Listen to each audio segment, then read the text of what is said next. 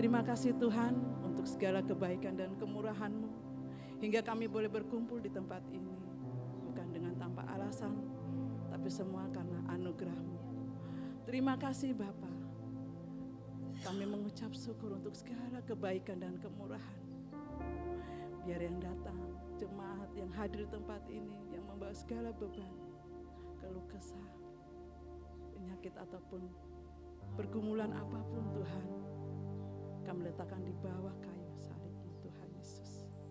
Terima kasih Tuhan, beri kami roh penyembah-penyembah-Mu Tuhan, untuk mengisikan hati-Mu yang lebih, menyenangkan hati-Mu lebih lagi Tuhan Yesus. Terima kasih Tuhan. Hanya di dalam nama Tuhan Yesus kami mengucap syukur dan berdoa. Sama-sama percaya, katakan amin. Salam Bapak Ibu Saudara yang kasih Tuhan. Saya belum dengar suaranya. Salam Bapak Ibu yang dikasih Tuhan. Lambaikan tangan. Oke, mari kita bersuka cita, kita muji Tuhan, karena kita tahu kalau kita punya Tuhan yang kuat dan berkasa. Terima kasih. Oke.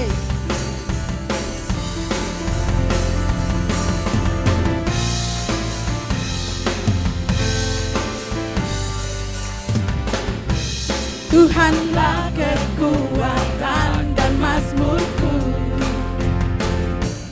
yang aku bantu dan keselamatanku.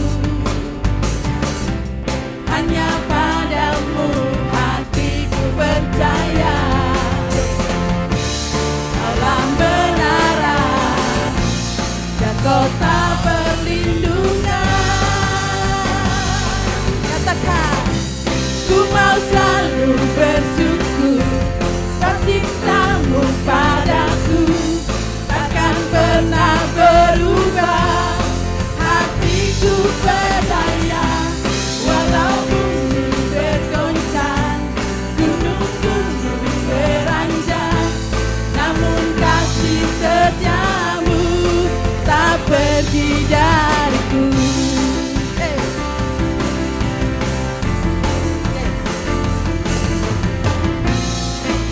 Tuhanlah kekuatanku, Tuhanlah kekuatan dan mazmurku. Dia gunung batu dan keselamatanku.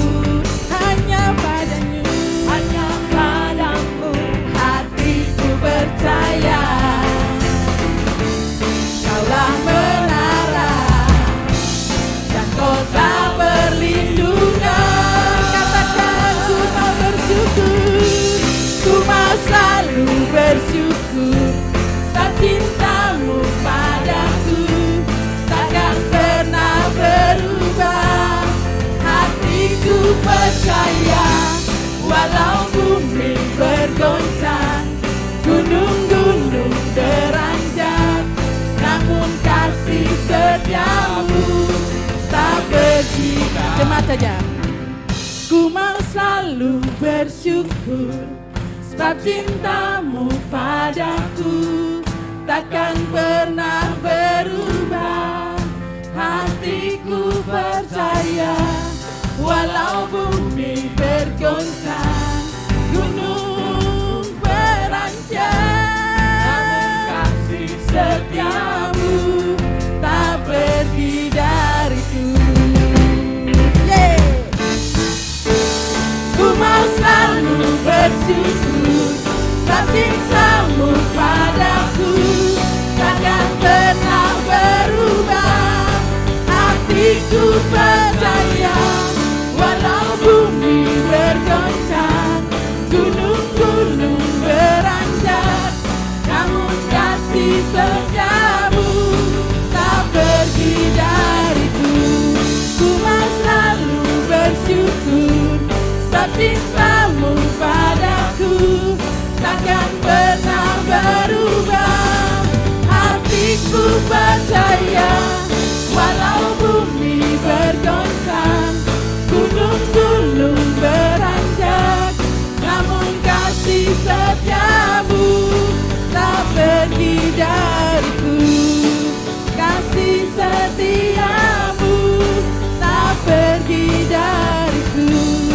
Kasih setia-Mu tak pergi dariku.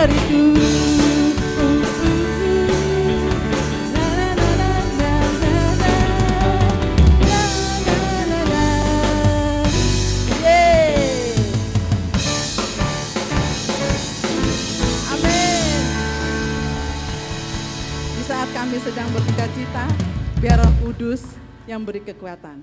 Jangan lelah bekerja di ladangnya Tuhan. Come on.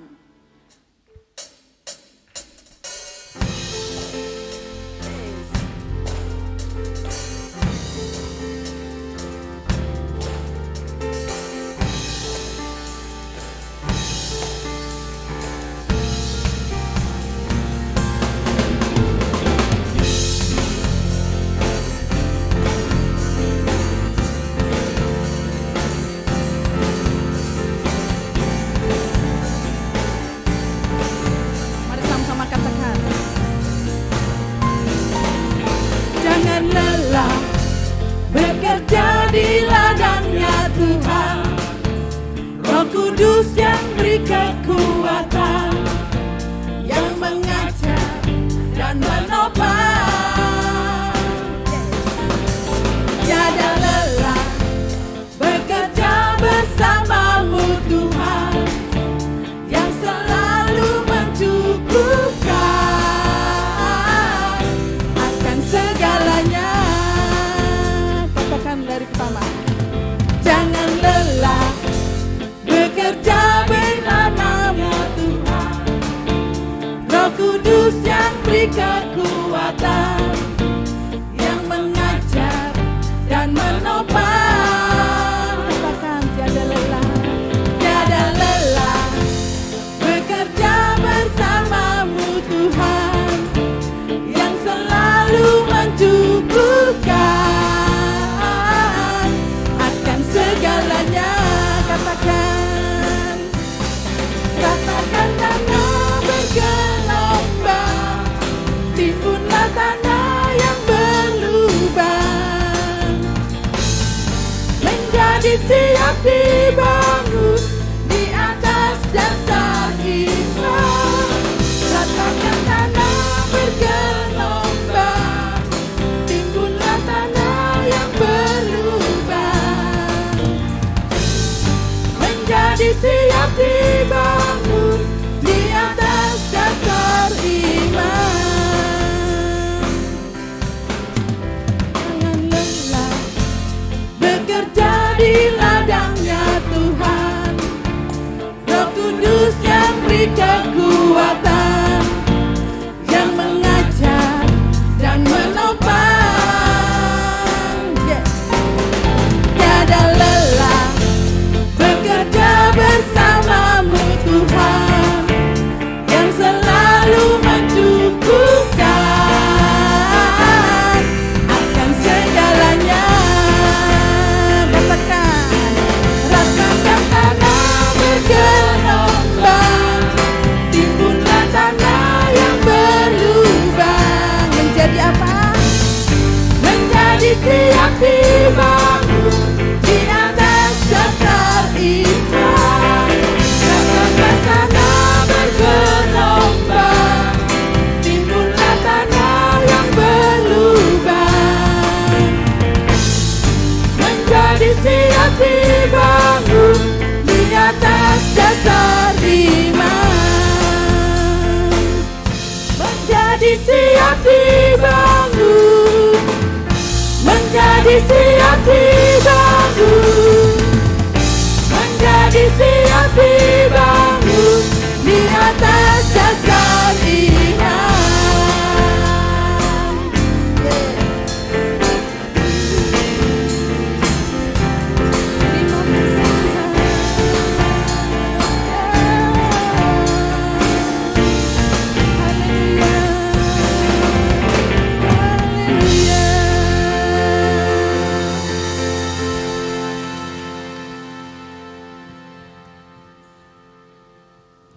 Terima kasih untuk kebaikan Tuhan. Mari kita sembah Tuhan lebih lagi. Kita bawa persembahan kudus di hadapannya. Kita berserah pada Bapa yang baik.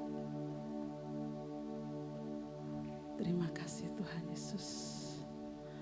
Terima kasih Tuhan.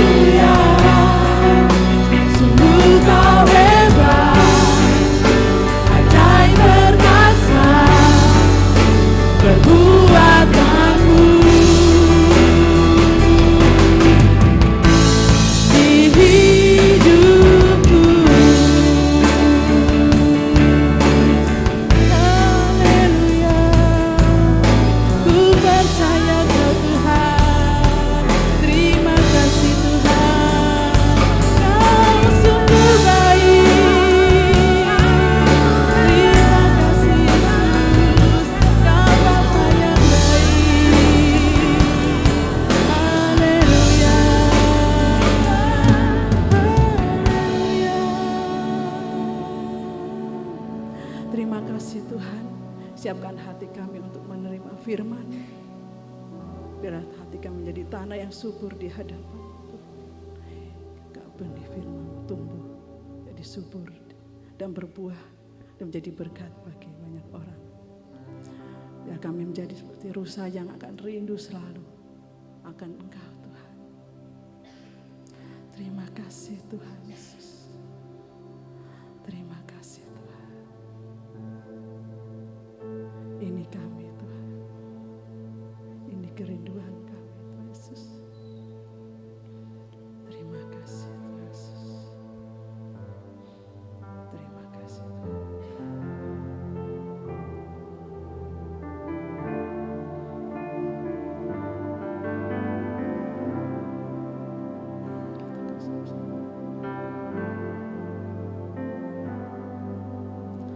Seperti rusa rindu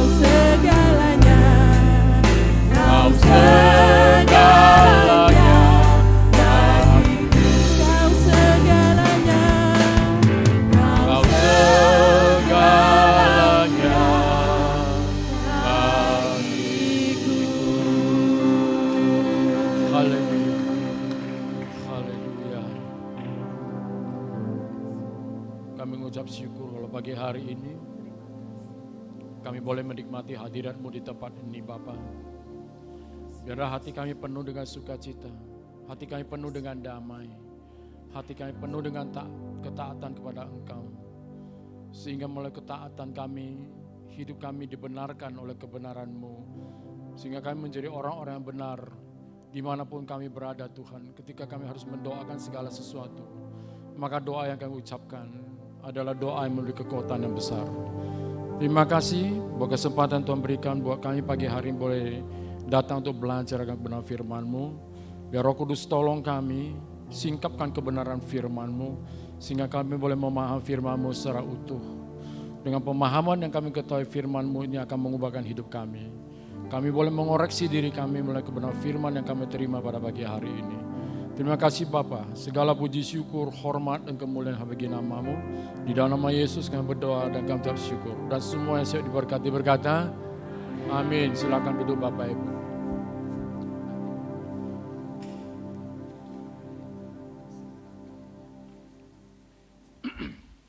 Shalom Bapak Ibu sekalian, selamat pagi. Ini hari yang indah, pagi hari ini.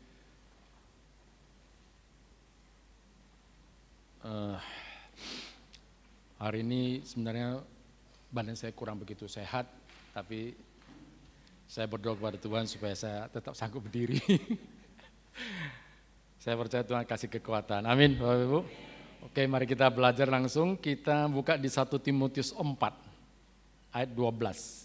1 Timotius 4 ayat 12.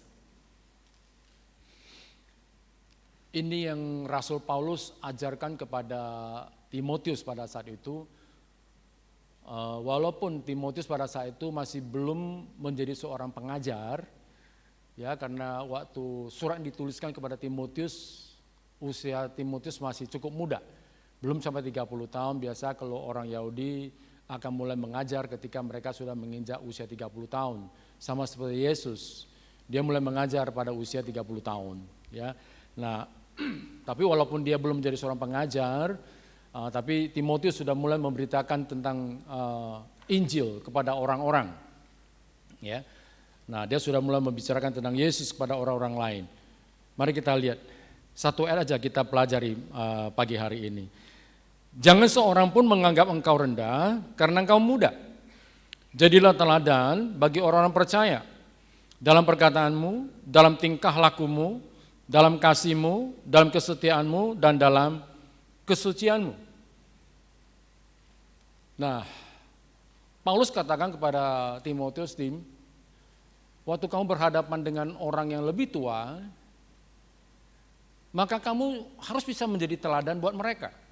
Dari cara engkau berbicara, tutur katamu, kelakuan yang kau pertontonkan, ya, dengan kasihmu, kesetiaanmu dalam kesucianmu.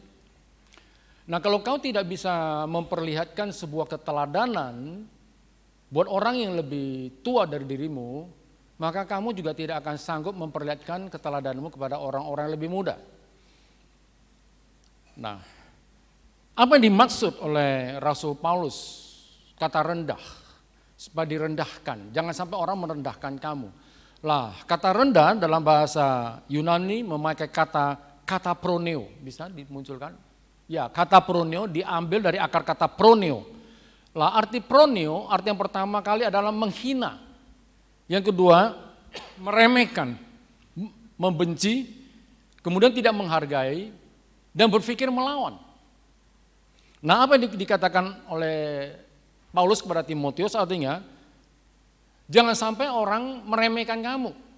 Jangan sampai orang menghina kamu, membenci kamu, dan tidak menghargai kamu, sampai orang berpikir untuk melawan kamu. Jangan sampai hal itu terjadi. Ya, kenapa hal itu bisa terjadi? Karena orang tidak bisa menemukan keteladanan dalam perkataanmu. Nah, orang bisa menghina kamu, merendahkan kamu, meremehkan kamu, bahkan orang ingin timbul untuk melawan dirimu ketika orang tidak menemukan sebuah keteladanan dalam gaya hidupmu, dalam tutur bahasamu, gaya bahasamu, perkataanmu, tingkah laku yang kau perlihatkan di depan orang. Ya, jangan sampai hal itu terjadi. Ya. Nah, seringkali kita dalam hal kita bertutur kata ya Bapak Ibu, seringkali saya jumpai ada orang, bahkan dia seorang pemimpin loh. Hari ini dia ngomong A, besok bisa jadi B. Udah jadi B bisa jadi E, bahkan bisa jadi Z. Dalam bertutur kata saja, dia tidak punya sebuah kedisiplinan. Omongannya saja nggak bisa dipercaya. Lah kalau omongannya saja nggak bisa dipercaya, gimana orang bisa menghormati, menghargai? Nggak bisa kan? Maka dalam hal berbicara itu sangat penting Bapak Ibu. Saya selalu ingatkan kepada anak saya selalu ngomong begini, kalau kamu tahu nak, kira-kira kalau kamu nggak bisa mengerjakan sesuatu, jangan kamu janjikan kepada orang lain. Kamu harus ingat, kalau kamu sudah menjanjikan seseorang apapun, kamu harus pastikan kamu bisa menepatinya. Kalau enggak, lebih baik jangan. Jangan kamu nggak bisa menepatinya, terus kamu pakai banyak alasan, A, B, C, D. Lalu sekali, dua kali, lama-lama orang tidak percaya sama kamu lagi. Hati-hati, ya, apalagi dalam tingkah laku kita. Nah, arti proneo yang berikutnya adalah, ya, kamu sudah tidak penting lagi bagi orang lain. Coba bayangkan. Jadi kalau perkataan kita saja, saudaraku, nggak bisa menjadi sebuah pegangan, omongan kita saja nggak bisa dipercaya lagi sama orang. Kemudian kelakuan yang kita pertontonkan kepada orang lain tidak menjadi sebuah kelakuan yang baik. Tidak bisa menjadi sebuah teladan. Hidup kita tidak ditemukan yang namanya integritas, tanggung jawab. Kelakuan yang kita perlihatkan seringkali menjengkelkan orang, menyakitin orang. Maka jangan heran, jangan marah kalau kita itu menjadi tidak penting bagi orang lain. Jangan marah dengan orang lain kalau orang meremehkan kita, menghina kita, gak bisa lagi menerima kita. Sehingga apapun ide, pikiran, atau perintah yang kita keluarkan buat orang lain, orang berpikir untuk melawan kita. Apalagi saudara kalau engkau sebagai seorang pemimpin dalam sebuah perusahaan, hati-hati dengan tingkah laku. Hati-hati dengan perkataan yang kau ucapkan kepada anak buahmu. Perhatikan kelakuan yang kau pertontonkan. Kesetiaanmu, kesucianmu, itu menjadi sebuah sorotan buat semua orang. Jadi kalau perilaku dari yang kita perlihatkan kepada orang tidak bisa menjadi teladan, jangan heran kalau orang akan melawan kita. Saya sudah melihat begitu banyak kegagalan dari seorang pemimpin adalah perkataannya, ucapannya itu nggak bisa dipegang. Asal ngomong saja, karena omongannya menyakitkan. Begitu juga di dalam rumah Bapak Ibu. Kalau perkataan kita tidak bisa menjadi pegangan buat keluarga, anggota keluarga kita, baik itu istri, suami, anak, jangan heran kalau anggota keluarga kita, orang yang paling dekat itu aja bisa melawan kita kan? Maka itu hati-hati, Timotius bilang, supaya jangan orang pronio kepada engkau, jangan sampai orang merendahkan, meremehkan engkau, jangan. Terutama ketika engkau sedang berhadapan dengan orang yang lebih tua usia daripada dirimu. Nah pesannya, apa yang diajarkan oleh Rasul Paulus, hari ini sampai kepada saudara dan saya, pada kita semua. Kita harus sangat konsen sekali dengan setiap perkataan yang kita ucapkan. Kelakuan-kelakuan kita pertontonkan, itu kita harus perhatikan betul-betul. Gak bisa lagi kita hidup sembarangan saudaraku. Kita harus menjadi teladan. Bukankah Tuhan selalu mengatakan jika pohon tidak menghasilkan buah yang baik, kapak sudah tersedia, akan ditebang kok. Lah bicara buah, saya kira saya sudah berulang kali ajarkan di tempat ini, buah itu bahasa Yunani-nya karpos. Nah arti buah itu apa? Keteladanan. Artinya hidup kita harus memberi buah, hidup kita harus memberi teladan kepada siapapun. Karena jangan heran kalau dalam hidup kita orang tidak menemukan sebuah keteladanan. Jangan heran dan jangan marah kalau orang meremehkan kita. Menghina kita, membenci kita, bahkan menentang kita. Saya kadang-kadang di dalam keluarga saya lihat kalau misalnya suami istri tidak bisa akur, saling menentang satu dengan lainnya. Saya percaya ada sesuatu yang miss dalam keluarga itu. Entah bagaimana sikap istri, sikap suami, itu sangat penting sekali saudaraku. Bagaimana mungkin istri bisa menghormati kita jika kelakuan yang kita perlihatkan tidak menjadi sebuah teladan buat istri. Begitu juga bagaimana suami bisa marah dengan kita kalau sang istri tidak memperlihatkan sebuah kelakuan yang bisa menjadi teladan buat suaminya. Nggak bisa. Jangan heran kalau suami juga tidak akan bisa menghormati, menghargai istri. Jelas saudaraku? Orang bisa menghargai kita, menghormati kita, itu karena kita dilihat oleh orang lain, ada sebuah keteladanan yang terpancar dari hidup kita. Amin. Nah, apa yang dimaksud oleh Rasul Paulus dengan kata teladan? Nah, kata teladan dalam bahasa Yunani memakai kata tupos. Nah, tupos itu artinya sebuah contoh yang baik. Contoh yang baik yang patut ditiru. Itu yang pertama. Nah, arti tupos yang berikutnya itu adalah mode atau pola, ya, atau figur atau idola. Jadi hidup kita ini bisa menjadi figur buat orang lain. Bagaimana orang bisa menjadikan kita menjadi sebuah mode buat dia, bisa menjadi figur, bisa menjadi idola buat orang itu. Tentukah ada dia lihat di hidup kita ada sesuatu yang menarik perhatian dia, membuat dia ingin sama seperti kita. Ya, kalau untuk kata idola, ini kita harus hati-hati dalam memakai kata idola Bapak Ibu. Ya, kita tidak boleh mengidolakan manusia. Idola kita hanya satu, yaitu Yesus. Amin. Ya. Tapi kita bisa menjadi figur buat orang lain. Dari cara kita berbicara, cara kita menjalani hidup, cara kita menjalankan pekerjaan kita, cara kita menjalankan bisnis. Itu bisa menjadi figur buat orang lain. Sehingga orang bisa meniru cara kita berbisnis, cara kita hidup, cara kita berbicara. Orang bisa meniru kita. Maka kenapa Rasul Paulus dia bisa berkata, ikuti aku. Ikuti aku karena aku mengikuti Yesus. Yang dimaksud oleh Rasul Paulus adalah dia menunjukkan sebuah tupos, sebuah keteladanan buat orang-orang mengikut dia. Rasul Paulus bukan tipikal orang yang asal ngomong saja. Dia seorang pemimpin dan mempertanggungjawab setiap perkataan yang dia ucapkan. Paulus bukan tipikal pemimpin yang hari ngomong A, besok ngomong B. Bukan seperti itu. Paulus adalah seorang pemimpin yang mempertanggungjawab setiap perkataan yang dia ucapkan. Sehingga perkataan-perkataan yang dia ucapkan itu bisa menjadi teladan buat orang lain. Nah, coba sekarang kita pikirkan. Bagaimana perkataan kita? Apakah perkataan-perkataan yang kita ucapkan hari-hari ini merupakan perkataan yang bisa menjadi contoh buat orang lain? Coba kita pikirkan. Tutur kata kita, bahasa-bahasa kita pakai. Masih suka menyakitkan orang enggak? Suka menyinggung orang enggak? Suka bohong enggak? Suka nipu enggak? Suka fitnah enggak? Coba.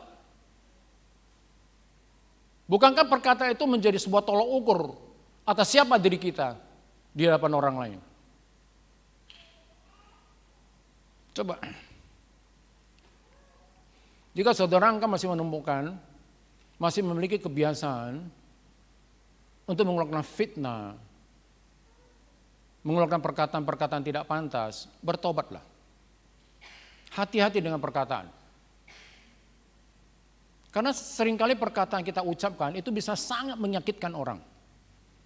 Dan perkataan yang menyakitkan orang itu orang bisa sangat sakit bertahun-tahun loh. Hati-hati. Nah kemudian, bagaimana dengan tingkah laku? Coba kita review kembali, coba kita introspeksi Bapak Ibu. Apakah kelakuanku sudah menjadi figur belum? Sudah boleh bisa menjadi teladan atau model buat orang lain enggak? Coba kita lihat bagaimana sikap, respon orang lain terhadap kelakuan yang aku pertontonkan. Coba kita lihat, bagaimana respon orang ketika saya hadir di antara mereka, coba. Ada orang ketika dalam sebuah perkumpulan, tiba-tiba si Ani datang. Begitu si Ani datang langsung bisik. Wis teko. Gak lama terus bubar orang. Ada seperti itu. Tapi ada juga yang begini. Ada sebuah perkumpulan terus orang itu ngomong, loh mana si Budi? Budi Korono. Panggil dia. Kalau nggak ada dia nggak seru. Nah, ada seperti itu kan? Saya berharap saudara adalah orang yang seperti Budi. Di mana ketidakhadiranmu membawa orang rindu akan kehadiranmu. Amin saudaraku. Kenapa? Karena setiap kali engkau datang, ada saja perilaku yang kau perlihatkan itu menjadi tontonan, menjadi daya tarik seseorang akan kehadiranmu. Orang menjadi simpati, orang menjadi suka. Coba kita introspeksi dulu. Kita ini sehat secara jiwa atau enggak? Bapak Ibu, tahu bagaimana kita melihat kita ini sehat secara jiwa atau tidak? Tahu salah satu caranya? Salah satu caranya adalah kita masih bisa introspeksi diri. Kalau kita sudah tidak bisa introspeksi diri, berarti kita sudah sakit jiwa yang akut. Coba. Setiap hari saya berdoa dan saya anjurkan kepada saudara, setiap hari introspeksi diri. Setiap hari. Saya setiap malam kalau mau tidur, itu selalu saya introspeksi diri. Saya selalu berpikir, aku dari pagi sampai malam ini, apa yang sudah aku lakukan? Waktu aku sedang berbicara kepada si A, si B, si C, perkataan-perkataan aku keluarkan ini kira-kira perkataan yang nyakitin dia enggak? Benar enggak? Kalau saya temukan ada perkataan saya yang menyakitkan dia tanpa saya sadari, saya akan telepon, saya akan minta maaf. Kalau orang sudah tidak bisa introspeksi diri, itu menandakan dia sakit jiwa. Orang seperti ini sulit untuk mengalami perubahan, orang-orang tipe-tipe seperti ini sulit menerima kritikan, sulit menerima nasihat. Dia akan merasa dirinya paling benar. Kenapa? Kemampuan untuk dia introspeksi diri itu sudah nggak ada lagi, sudah nggak berfungsi lagi dia. Bayangkan. Ketidakmampuan orang mengintrospeksi itulah yang sering sekali menyebabkan terjadinya pertentangan, pertikaian, dan permusuhan. Itu. Orang yang tidak bisa introspeksi adalah orang yang hidup dalam pembenaran. Bukan hidup dalam kebenaran. Kita sendiri harus tahu, aku ini hidup dalam pembenaran atau hidup dalam kebenaran. Nah itu bisa terjadi, bisa kita sadari, kita pahami itu dari mana? Dari introspeksi diri. Dari kita bandingkan apa yang kita lakukan, yang kita katakan itu sebanding nggak, selaras nggak dengan apa kata firman Tuhan. Bukan dengan apa mau saya, kata saya dalam pikiran saya, nggak bukan seperti itu. Jadi introspeksi diri yang terbaik adalah kita bandingkan, selaraskan dengan firman Tuhan. Benar atau tidak yang kita lakukan, yang kita katakan. Saudaraku, memang kita tidak bisa dalam perilaku hidup kita menyenangkan semua orang lain, gak bisa. Kenapa? Ada begitu banyak orang yang hidup dalam kebenaran. Tapi gak apa-apa. Ketika kita hidup dalam kebenaran, kita bicara tentang kebenaran, itu akan terjadi pertentangan. Tapi bukan permusuhan, bukan pertikaian, bukan perkelahian. Pertentangan itu akan terjadi. Itu juga dialami oleh Yesus kan? Nah Yesus berkata di Lukas 12 ayat 51, Lukas 12 ayat 51, Yesus berkata, kamu menyangka bahwa aku datang untuk membawa damai di atas bumi? Bukan, kataku kepadamu, bukan damai, melainkan pertentangan. Nah ini kan paradoks. Yesus dikenal sebagai Raja Damai. Tapi dia berkata, aku datang ke bumi ini bukan membawa damai, tapi membawa pertentangan. Nah kita harus paham pertentangan seperti apa yang dimaksud oleh Yesus. Artinya dia bicara kebenaran. Akan terjadi pertentangan terhadap orang-orang hidup dalam kemunafikan, orang-orang hidup di dalam pembenaran diri sendiri. Pertentangan itu pasti terjadi.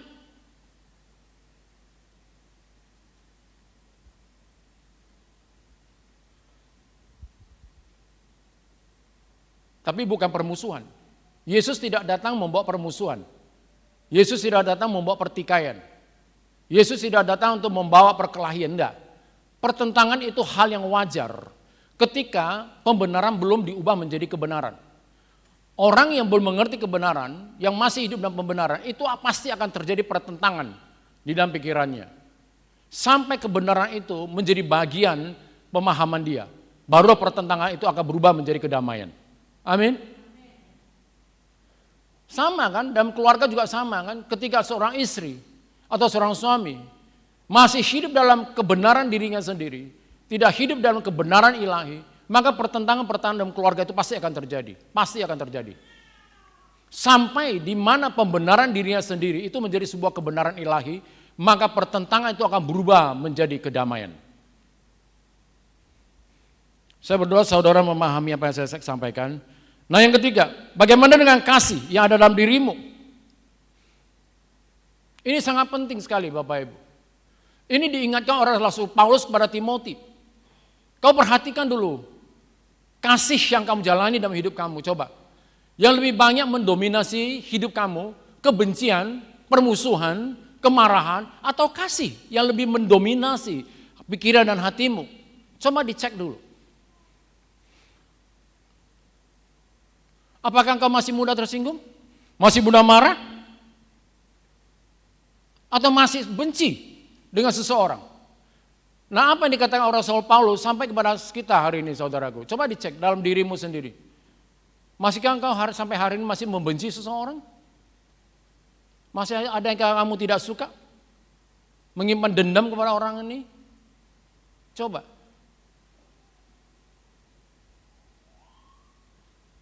Kamu harus pastikan hidup kamu merdeka saudaraku. Dipastikan bahwa dalam hidup yang saudara dan saya jalani, didominasi oleh kasih, bukan kebencian, bukan kemarahan. Kalau masih ada yang kau rasa benci, coba setengah menit ini tutup matamu. Mari kita tutup mata, ingat siapa namanya, sebut namanya dan katakan, aku mengasihimu, aku mengampunimu. Dalam nama Yesus, engkau berdoa buat dia. Biar Tuhan kau memberkati dia, bahkan lebih daripada engkau memberkati aku. Hari ini aku mau melepaskan pengampunan buat dia. Katakan saudara kepada orang itu, katakan. Dengan hatimu yang tulus, katakan itu.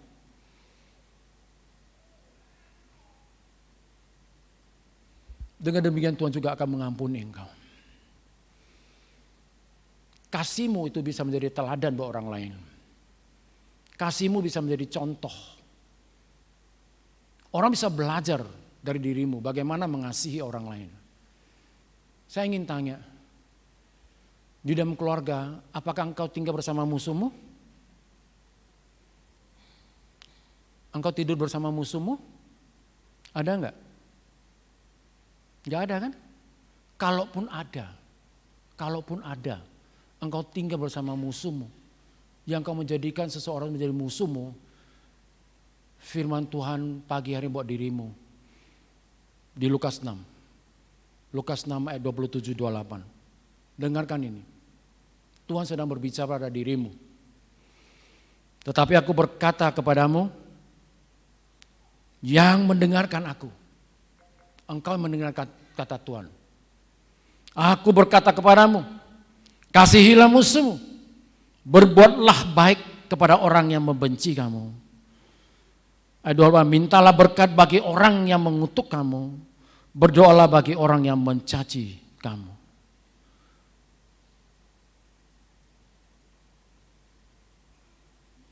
Kalau dia adalah musuhmu, engkau anggap dia adalah musuhmu, entah itu suamimu, istrimu, anakmu, ayahmu, papahmu. Firman Tuhan pada pagi hari ini katakan, kasihilah musuhmu. Ketika engkau bisa mengasihi musuhmu, maka musuhmu akan berubah menjadi kekasihmu. Amin. Ubahlah musuhmu menjadi kekasih hatimu. Ubah itu. Supaya tidak ada lagi kebencian. Maka dalam hidup kita sehari-hari coba introspeksi. Apakah kita masih sering menyakiti orang enggak? Suka melukai orang-orang dekat dengan kita enggak? Coba. Kalau kita masih suka menyakiti, melukai orang dekat dengan kita, saya mau katakan bertobat. Bertobatlah.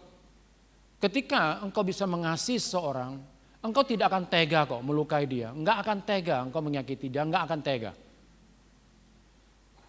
Masalah besar bisa menjadi masalah kecil. Masalah kecil bisa dihilangkan. Bukan justru masalah kecil jadi masalah besar. Sering kali orang hanya karena masalah kecil jadi masalah besar. Perilaku kehidupan sehari-hari saja lah. Kalau mau tidur misalnya, sering kali gini. Apalagi belum tidur, suami istri sudah mulai ada sedikit pertengkaran. Ya kan? Pas suaminya lagi enak tidur, bantal yang dipakai 2, bantal dia bantal istrinya pakai. Istri masuk cari bantal kok orang ono pakai, suami langsung cabut, cetok gini. Hah? Suaminya kuat, lehernya sampai terkilir. Ada yang di sini gitu? Nggak ada ya? Serahkan, cabut, nggak ada gitu ya. Coba pas suaminya dielus-elus, dicium yang tak minta bantalnya, ya kan enak loh. Ini main saut gini. Nah kalau kita mengasihi orang yang kita kasihi, perilaku kita pasti beda kok, pasti beda Bapak Ibu. So perhatikan, biarkan kasih yang ada di dalam diri kita, dalam hidup kita, itu bisa menjadi perhatian orang lain. Amin saudaraku. Kasih kita itu bisa menjadi teladan, menjadi contoh yang baik buat orang lain. Dan yang paling penting adalah kehormatan, martabat yang ada dalam dirimu itu bisa diperlihatkan, dilihat oleh orang lain. Tercermin dari mana? Tercermin dari kelakuan, dari kasih yang kita perlihatkan kan? Kan itu. Bukankah kita pernah pelajari bahwa saudara dan saya, kita ini ada orang-orang yang terhormat, kita ini ada orang-orang bermartabat, kita ini adalah bangsawan.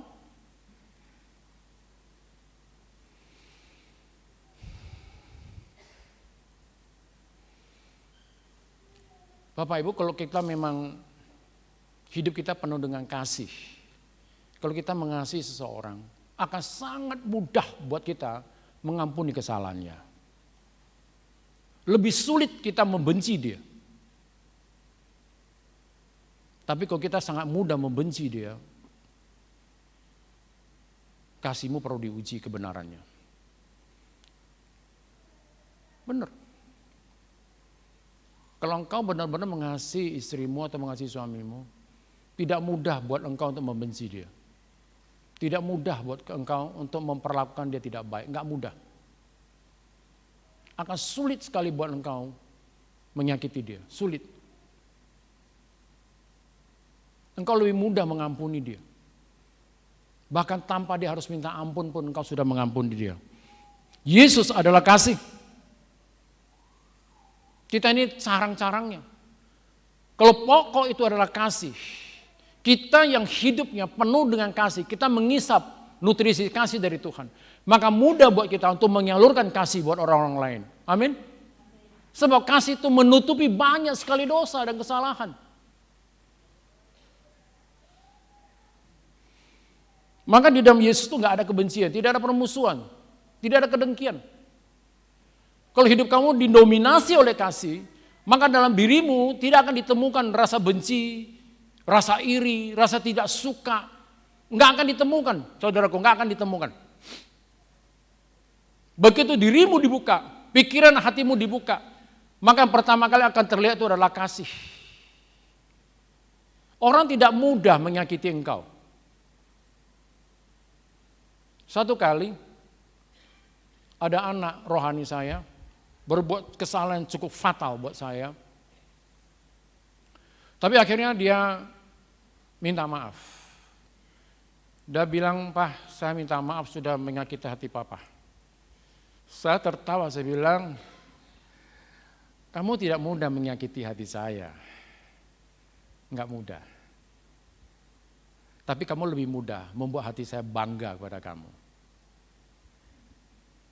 Kenapa dia tidak mudah menyakiti hati saya? Karena saya betul-betul mengasihi dia. Sama seperti anak-anakmu, kalau kau betul-betul mengasihi anakmu, Bukankah lebih mudah anakmu membanggakan dirimu daripada dia menyakiti hatimu?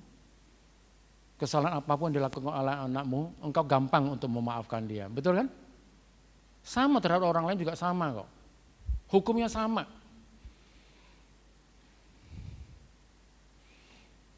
Berikutnya apa? Demikian juga dengan kesetiaanmu. Kata Paulus, kesetiaanmu harus teruji. Jika engkau bisa gampang mengampuni orang, perkataanmu engkau jaga dengan baik, dengan demikian kesetiaanmu terhadap Tuhan dan kesetiaanmu terhadap sesamamu, itu akan diakui, itu teruji di depan Tuhan kok.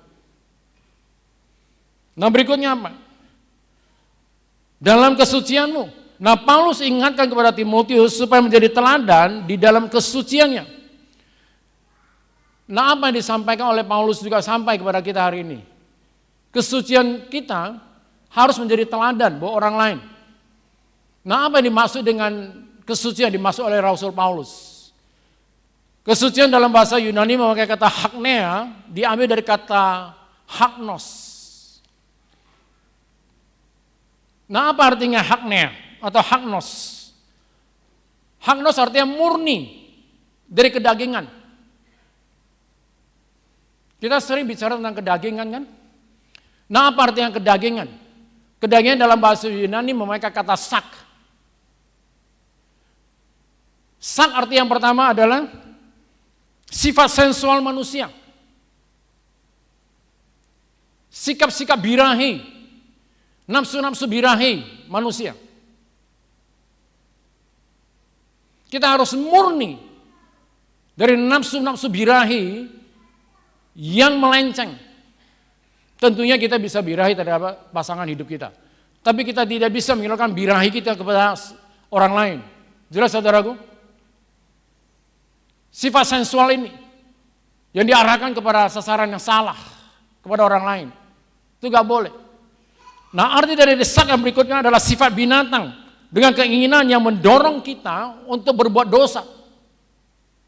Kedagingan merupakan sebuah sikap atau sifat tabiat seperti binatang yang tidak memiliki akal, yang tidak tahu sopan santun dan tata krama, yang mendorong kita untuk melakukan dosa. Maka Paulus ngomong, kesucianmu harus menjadi teladan, kehidupanmu, sifat-sifat sensualmu, hawa nafsumu, itu harus bisa menjadi sebuah teladan. Engkau harus murni dari kedagingan. Jelas saudaraku? Nah arti kedagingan berikutnya adalah hanya menunjukkan sifat manusia dan sifat duniawi. Kata kedagingan itu hanya menunjukkan sifat manusiawi dan sifat duniawi saja. Jauh dari pengaruh ilahi. Terlepas dari pengaruh ilahi, itu kedagingan. Kenapa? Karena kedagingan itu identik dengan dosa. Kedagingan itu sama dengan menentang Tuhan. Jadi kita harus murni dari kedagingan. Jangan mengikuti kedagingan. Supaya kita ditemukan suci di depan Tuhan. Nah haknos berikutnya adalah sakral, murni dan terhormat. Ini penting Bapak Ibu. Kita sering kali mendengar kata sakral kan.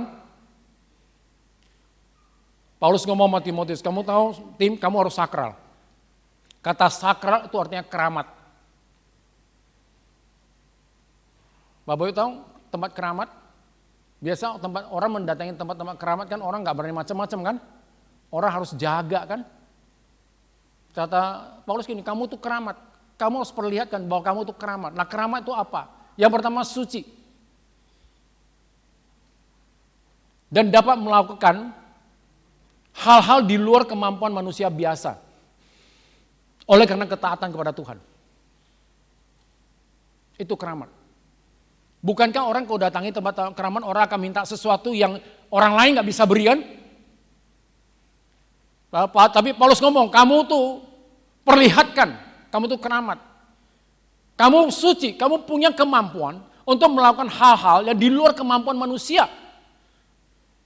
Kamu punya nanti. Oleh apa? Oleh karena kamu taat kepada Tuhan. Paulus sudah buktikan hal-hal itu kan. Bahkan sapu tangannya bisa menyembuhkan orang kan. Petrus ketemu dengan pengemis, dia bilang emas dan perak aku nggak punya, tapi apa yang aku punya aku berikan kepadamu. Bangkit berdiri dalam nama Yesus. Orang itu berdiri. Manusia biasa nggak bisa melakukan hal itu, saudaraku. Dan engkau bisa melakukan itu kalau engkau taat kepada Tuhan. Kalau hidupmu bisa menjadi teladan buat orang lain dan nama Tuhan dimuliakan dalam hidupmu, maka perilaku-perilaku engkau pertontonkan kepada siapapun, itu akan menunjukkan bahwa engkau berbeda, engkau bukan manusia biasa.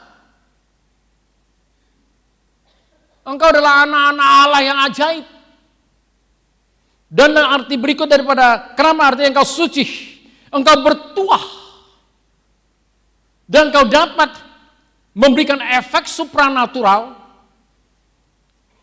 dan karisma ilahi kepada orang-orang lain dan memberikan sebuah pengaruh rohani kepada orang-orang lain, di mana engkau bisa menceritakan tentang kuasa Tuhan dan kehebatan Tuhan dan kemurnian Tuhan kepada orang lain. Bayangkan, engkau memberikan sebuah aura positif,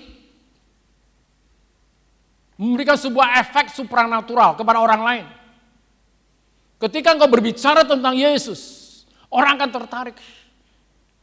Ketika engkau menginjili orang lain, orang akan bertobat. Kenapa? Ada namanya karisma ilahi dalam dirimu. Kenapa? Karena engkau keramat.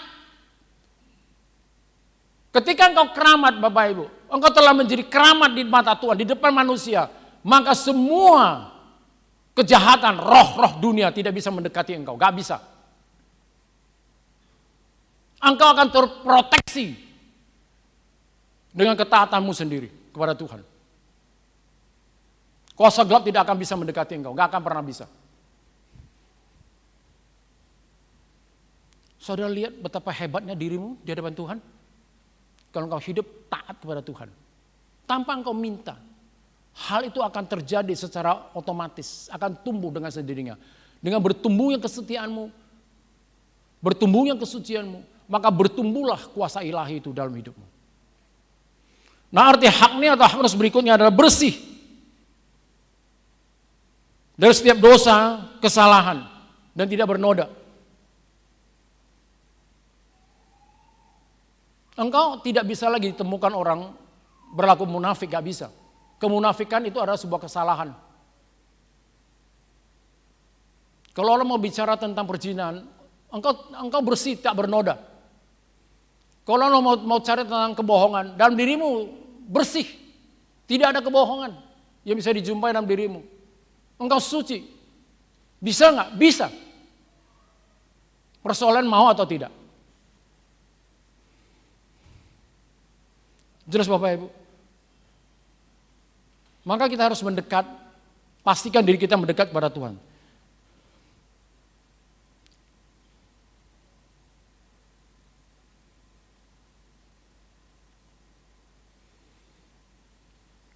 Apa yang disampaikan oleh Rasul Paulus kepada Timotius hari ini, kita cek. Dalam hidup kita Bapak Ibu.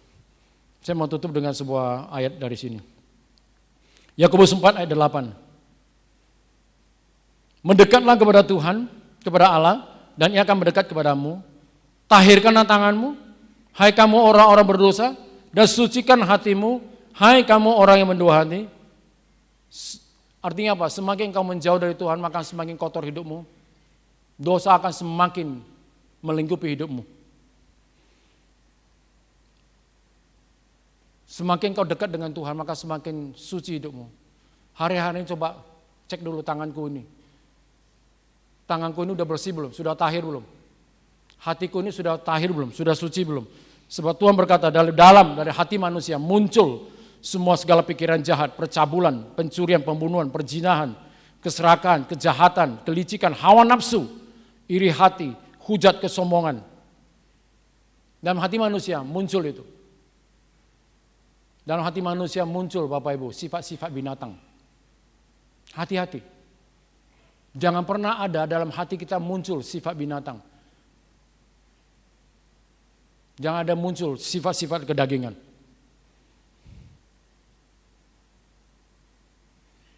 Pastikan dalam hati kita tidak ada hal-hal itu muncul lagi. Amin. Supaya orang tidak pronio terhadap saudara dan saya. Orang tidak merendahkan kita. Orang tidak membenci kita. Dan orang tidak pernah berkeinginan untuk melawan kita. Tapi kalau hidup kita bisa menjadi teladan buat orang lain, percayalah. Orang akan respect pada kita. Ketika kita sedang menghadapi masalah, Tuhan akan mengirim orang kok datang menolong kita. Dengan demikian Bapak Ibu, kalau engkau bisa menjadi teladan buat orang lain, engkau akan lebih mudah menjalani hidup ini. Akan begitu banyak orang respect. Akan begitu banyak orang pengen menolong saudara. Saya mau tutup dalam sebuah kesaksian. Saya sangat menjaga setiap perilaku, perkataan saya. Dengan semakin saya tahu firman, saya semakin takut akan Tuhan. Puji Tuhan, saya kemarin di Jakarta ada seorang konglomerat. Dia ini sudah banyak dikecewakan oleh para pendeta. Dan dia ngomong, hidupnya kiri kanan didatangi itu banyak pendeta yang ada di kiri kanan hidupnya. Satu poin dalam diri dia adalah pendeta itu naik teko itu mau tweeten, pasti ada perlunya katanya. Sampai sebegitu bayangkan pendeta dicap seperti itu. Jadi sebenarnya saya nggak tahu persoalan ini. Saya lagi bicara dengan teman baiknya. Pas waktu saya lagi sharing firman dengan beliau, tiba-tiba dia ingat, dia ngomong, Pak Her, ini ada teman saya, konglomerat Indonesia ini. Kalau saya sebut namanya pasti saudara kenal orangnya. Nah, istri dia ngomong gini, Bu, kalau ada pendeta yang betul-betul qualified, yang tidak mata tweeten, dan dia mau untuk private sharing, saya mau. Nah, singkat cerita akhirnya saya ditemukan oleh beliau di rumahnya. Dari pembicaraan antara saya dengan dia, banyak hal yang saya bukakan. Dan di situ dia bisa menilai apa yang saya sampaikan. Dan buat saya ada penilaian tertentu buat dia. Saya bilang, dari banyak bicara, singkat cerita saya bilang saya tanggal 21 Agustus nanti saya mau ikut pameran di Shanghai. Datang kenapa Pak? Saya ceritakan. Saya ini mau ekspor, mau import. Tapi saya belum punya buyer. Saya belum punya pengalaman. Saya ngomong apa adanya dengan dia. Dia kaget. Terus dia cerita dengan saya. Banyak hal yang pernah dia alami. Ya, dia ditipu orang, terutama orang Cina. Walaupun anaknya sekarang tinggal di Cina, bangun pabrik di Cina segala macam. Terus dia bilang gini, Pak, nanti saya suruh anak saya dampingi Bapak di Shanghai. Bapak belajar, tanya sama dia. Ben nanti dia adalah ketua dari pengusaha di Cina. Saya kira sudah sampai di sana selesai kan, akhirnya kami pulang. Tapi ternyata nggak sampai di situ lagi. Besoknya dia telepon saya lagi. Pak Her, saya mau kenalkan Bapak dengan suami keponakan saya. Dia marketing dari satu perusahaan besar yang juga ekspor barang ke berbagai negara, ke Amerika, kemana-mana. Mereka juga ekspor ikan. Saya mau kenalkan Bapak dengan dia. Supaya Bapak bisa banyak belajar, bahkan Bapak bisa mendapatkan bayar dari dia. Bukankah ini kemudahan Bapak Ibu? Bukankah ini kemudahan?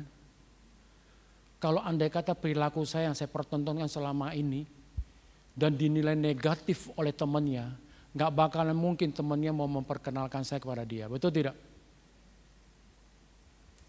Artinya begini saudaraku, ketika hidupmu bisa menjadi teladan buat orang lain, engkau akan jauh lebih mudah menjalani hidup ini.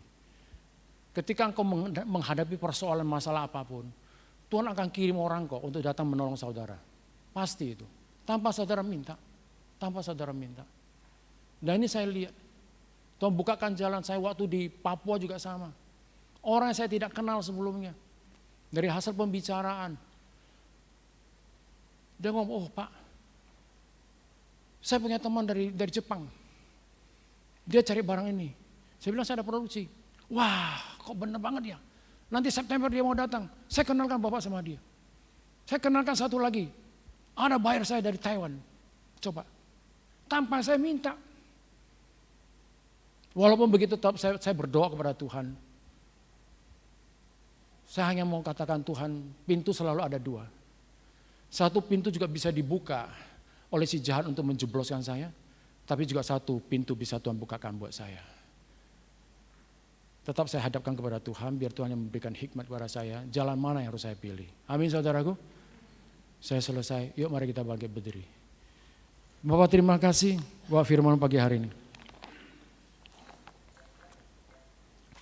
Biar hidup kami ditemukan boleh menjadi teladan buat orang lain Tuhan. Ketika hidup kami boleh menjadi teladan buat orang lain, nama Tuhan dipermuliakan.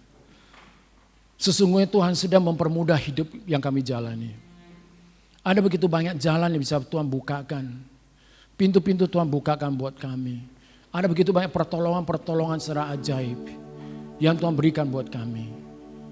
Bahkan daripada semua yang kami pahami, kalau hidup kami boleh menjadi teladan buat orang lain, ternyata hidup kami menjadi keramat, menjadi sakral di mata Tuhan.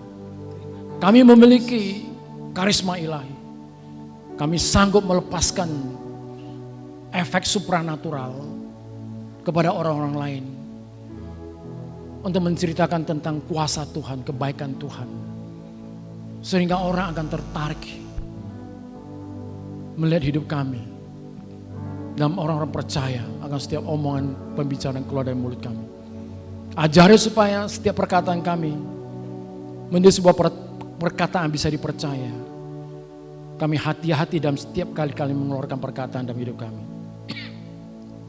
Terima kasih Bapak. Kami ucap syukur buat firman pada pagi hari ini.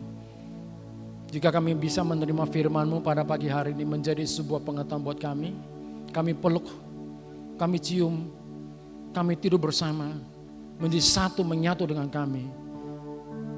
Maka ketika kami bisa menjadi tupos, menjadi teladan buat orang lain, demikian kehormatan kami juga akan terpampang, terlihat.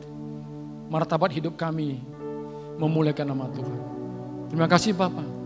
Di dalam nama Yesus kami berdoa dan kami ucap syukur. Amin.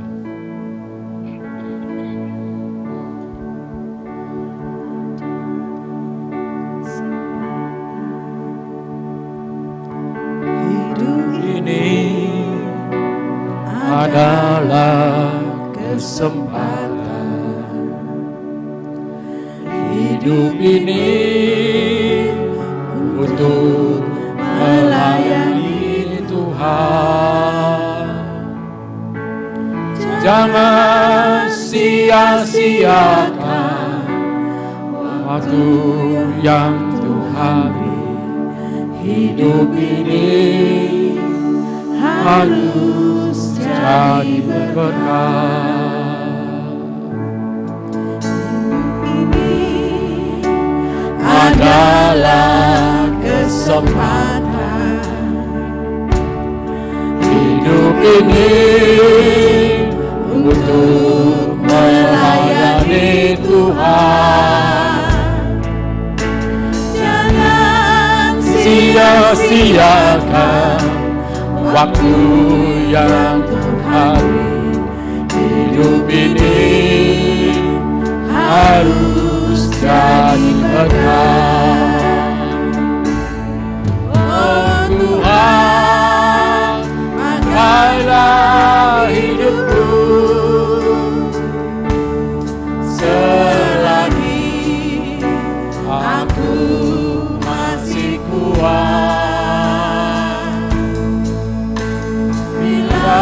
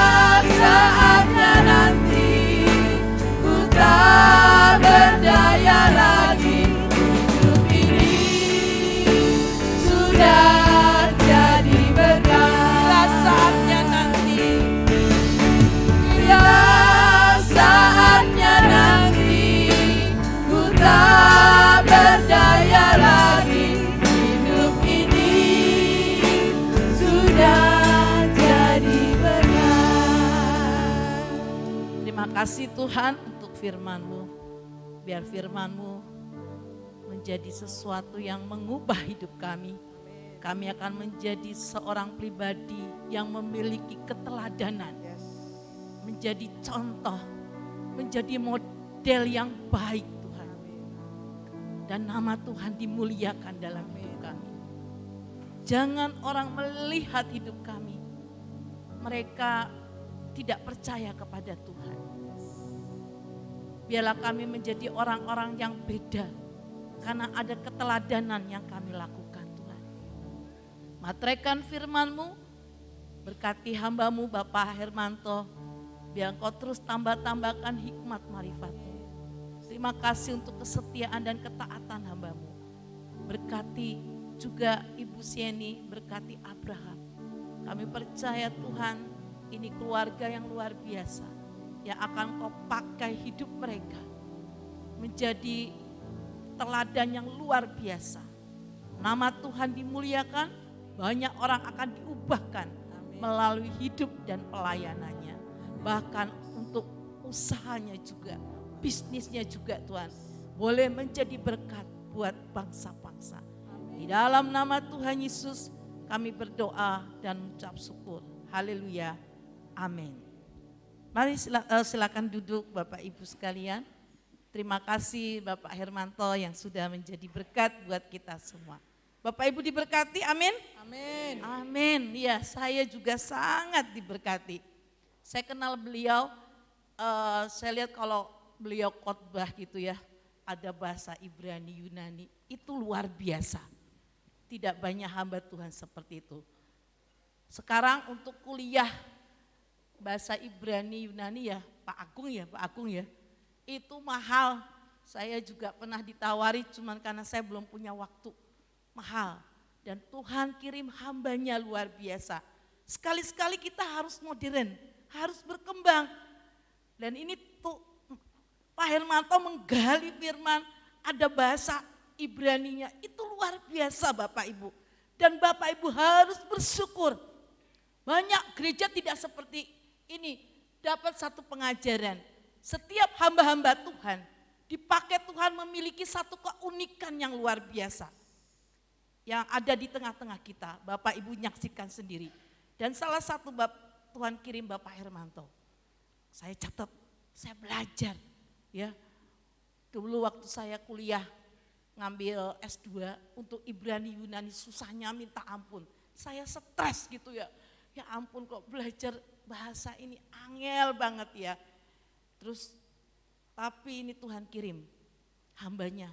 Dia begitu buat saya ini luar biasa. Jadi Bapak Ibu sangat bersyukur. Saya juga sangat bersyukur. Melihat kebenaran firman yang disampaikan, catat dan pelajari. Lihat itu akan sangat berdampak dalam hidup kita semua. Amin. Sekali lagi terima kasih Pak Hermanto untuk kesaksian yang luar biasa. Kita akan mendengarkan pengumuman, nanti ada klipnya ya, boleh disampaikan pengumumannya dulu.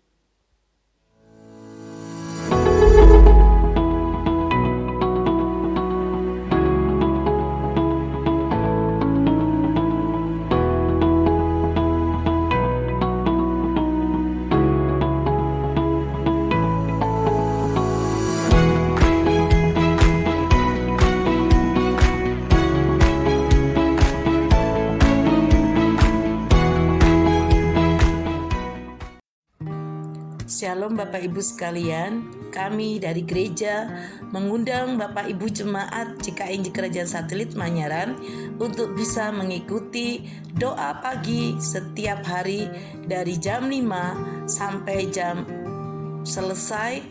40 menit ini akan kita pakai untuk doa, pujian, penyembahan, dan deklarasi.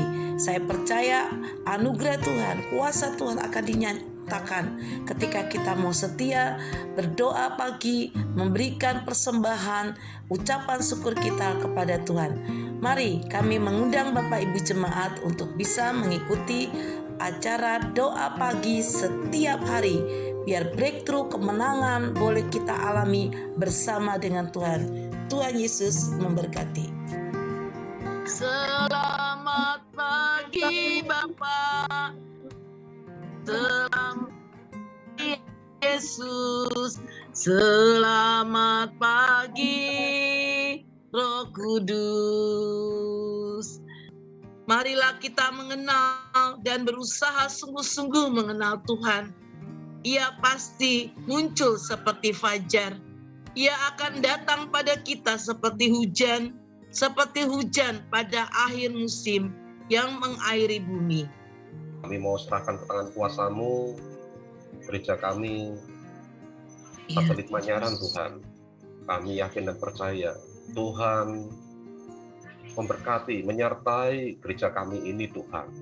Amin. Shalom Bapak Ibu sekalian, kami dari gereja juga mengundang Bapak Ibu jemaat yang Tuhan kasihi untuk bisa mengikuti acara doa Kamis. Doa untuk kemenangan, sukacita, pemulihan, apapun yang sedang Bapak Ibu sedang gumulkan. Mari kita bersama-sama bersekutu, berdoa di hari Kamis. Kami dari gereja mengundang Bapak Ibu sekalian untuk bisa hadir hari Kamis, setiap Kamis jam 7 malam sampai jam 8 malam. 1 jam ini kita akan pakai untuk benar-benar memuji, menyembah Tuhan, menaikkan doa-doa. Saya percaya ketika Tuhan hadir, Tuhan disenangkan dengan pujian penyembahan kita. Dia akan lakukan mujizatnya buat kita. Terima kasih, Tuhan Yesus memberkati.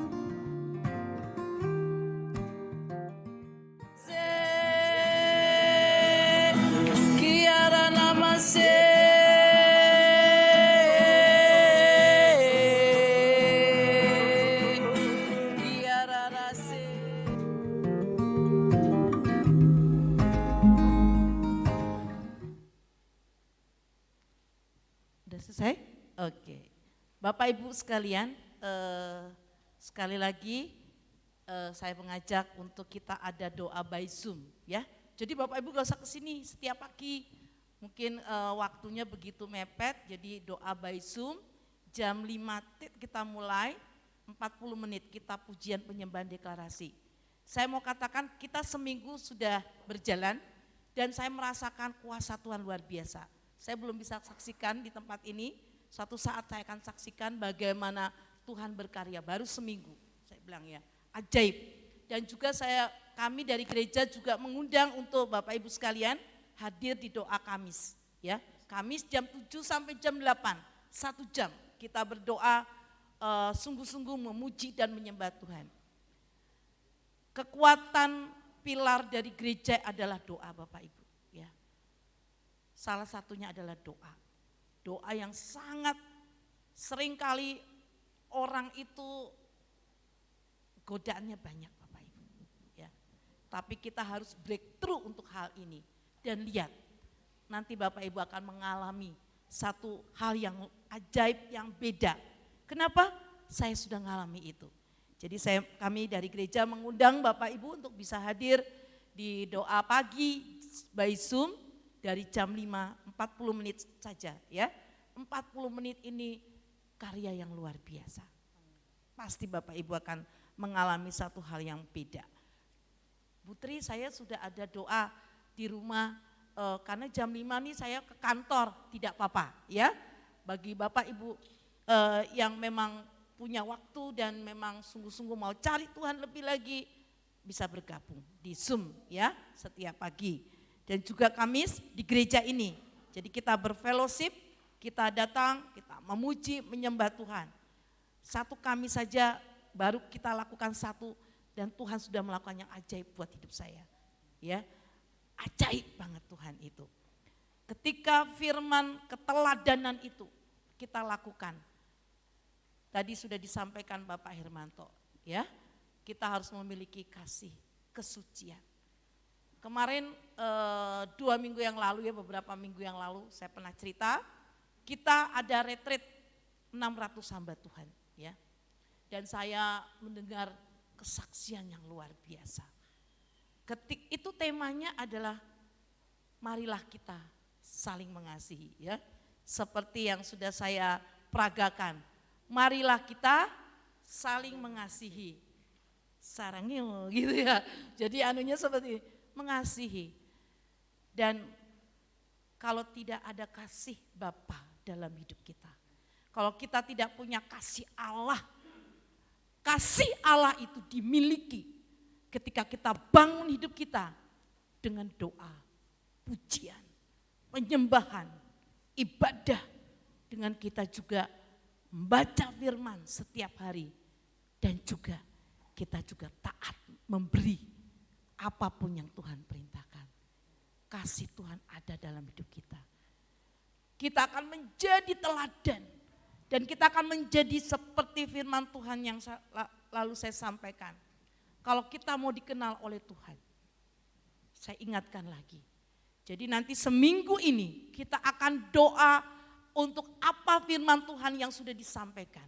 Yaitu dari 1 Timotius 4 ayat 12. Kita harus menjadi teladan dalam perkataan kita, dalam tingkah laku kita, dalam kesucian kita.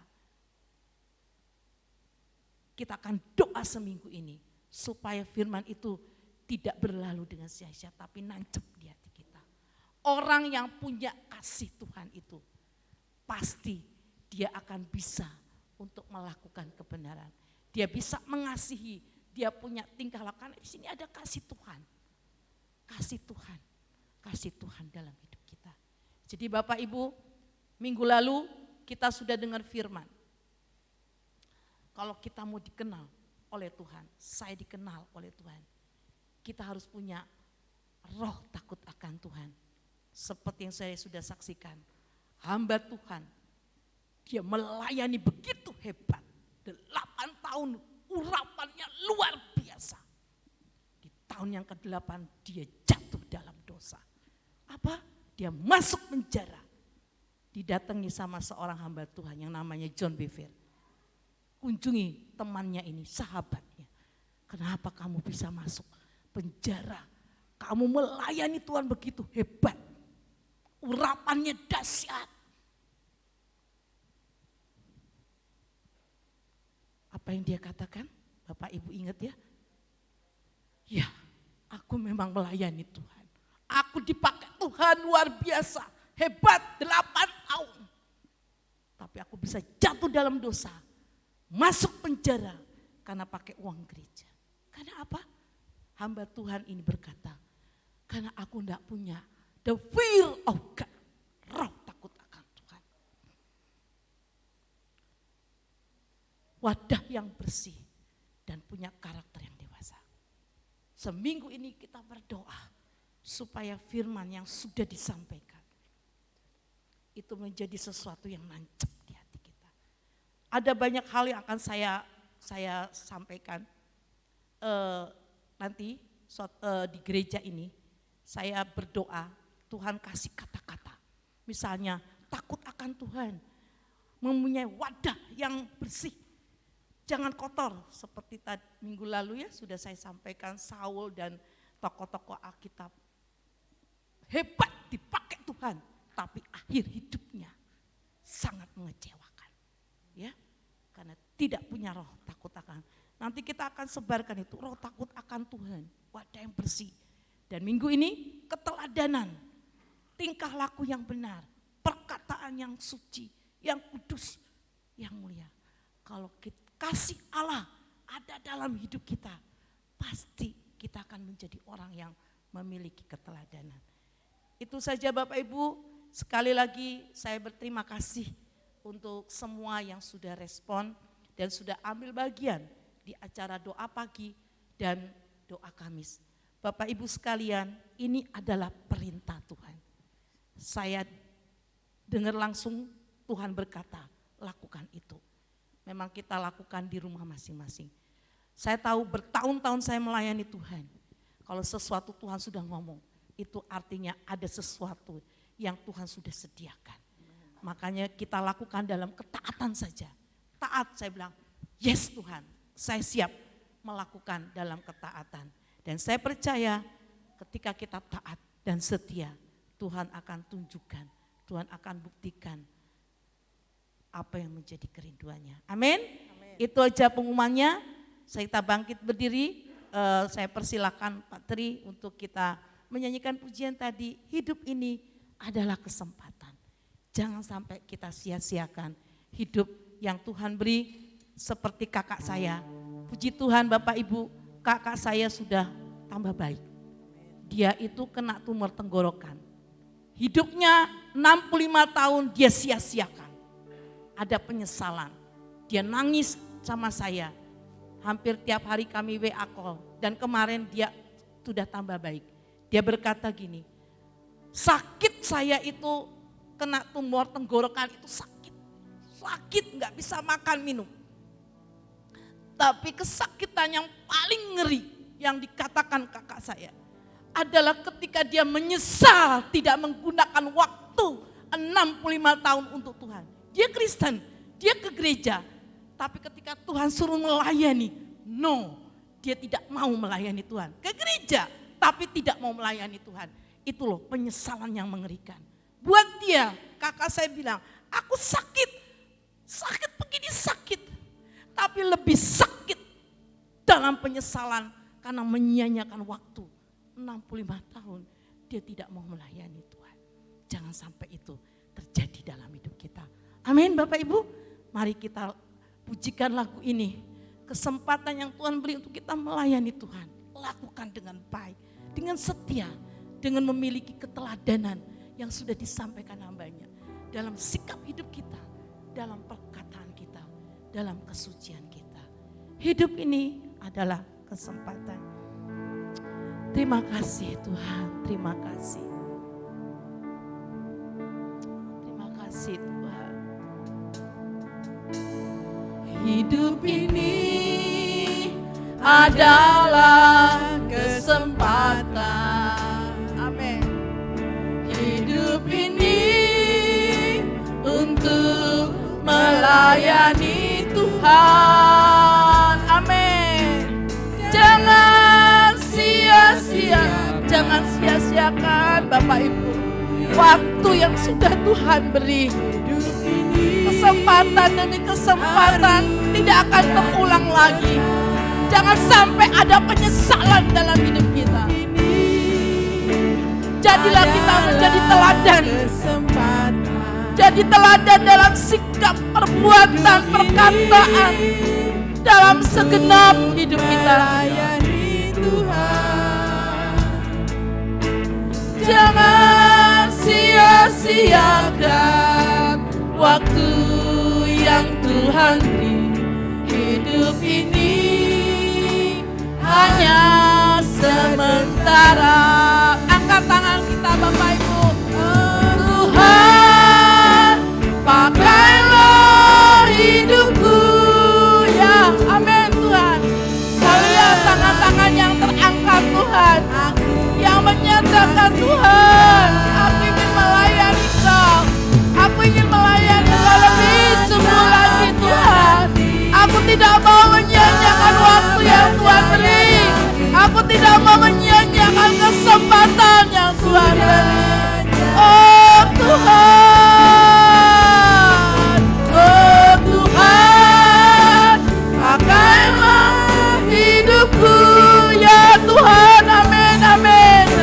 Lagi aku masih kuat, amin. Bila saatnya nanti ku tak berdaya lagi, hidup ini sudah jadi berkah. Tuhan, Kau mendengar setiap ucapan yang dinaikkan dalam pujian sebagai doa setiap anak-anak-Mu dalam berkomitmen untuk berkata hidup ini adalah kesempatan. Jangan izinkan seorang pun mengalami delay Tuhan. Oleh karena nafsu yang dilakukan, birahi yang diumbar, dan masing-masing kami biar didapati oleh Engkau sebagai orang yang kudus dan tidak bercela. Dan dengan demikian kami menjadi teladan bagi semua orang. Terima kasih Bapa. Saudara, kedangkan tanganmu, pulanglah dengan membawa berkat yang terbaik.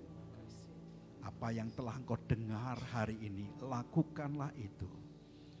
Menjadi sebuah peringatan tatkala engkau berjalan, tatkala engkau duduk, tatkala engkau istirahat, tatkala engkau bekerja, lakukan aktivitas. Roh takut akan Tuhan senantiasa ada padamu. Membuat langkah-langkahmu semakin kuat oleh karena penyertaannya yang berkata, tanda-tanda ini menyertai orang-orang percaya. Diberkatilah pada saat engkau masuk, diberkatilah pada saat engkau keluar. Diberkatilah engkau di ladangmu, diberkatilah semua yang engkau kerjakan. Oleh karena Dia yang membuat engkau berhasil dan beruntung. Demi dan di dalam nama Tuhan Yesus dan semua kita yang diberkati berkata, Amin.